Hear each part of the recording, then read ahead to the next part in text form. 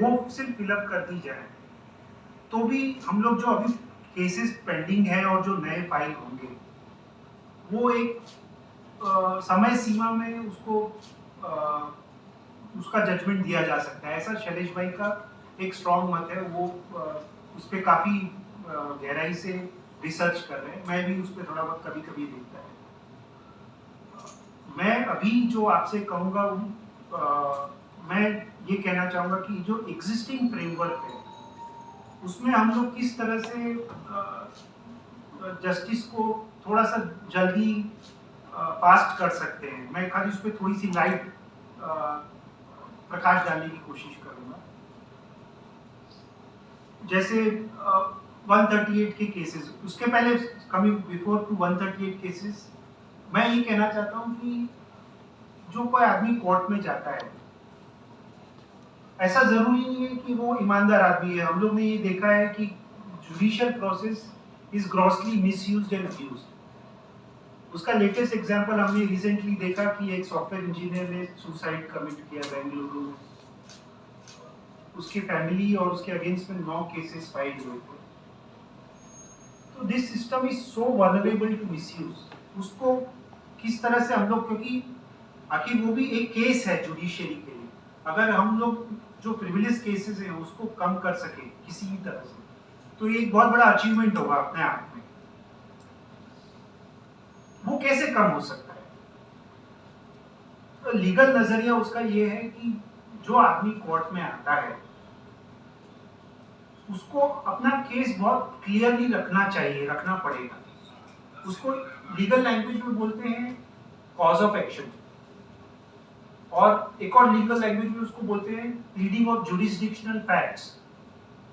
अब होता क्या है अदरवाइज, मैं एग्जांपल विमेंस का ही देता हूं जो कि केसेस मैन और उसकी फैमिली के उसमें होते हैं।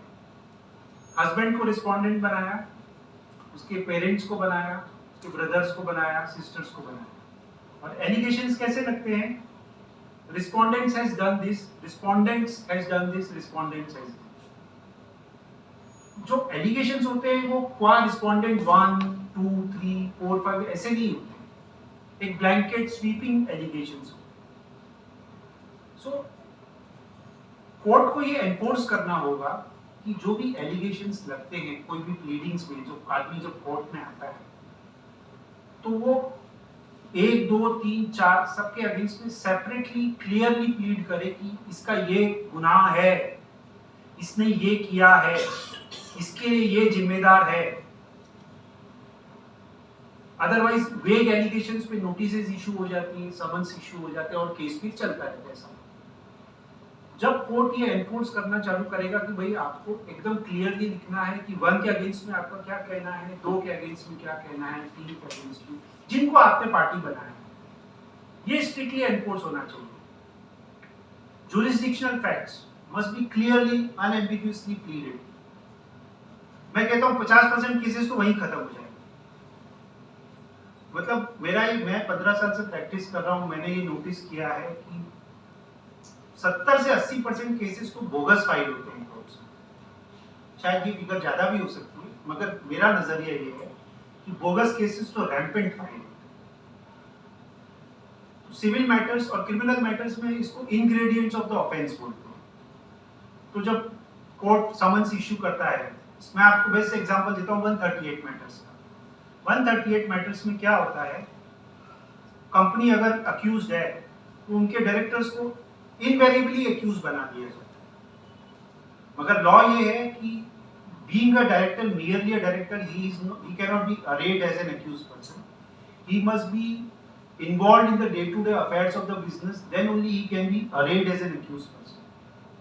मगर होता क्या है, in many of the cases, I should not generalize, मगर being a director without any elaborating pleadings कि ये director how he is responsible for the day-to-day affairs of the company, he is made an accused person.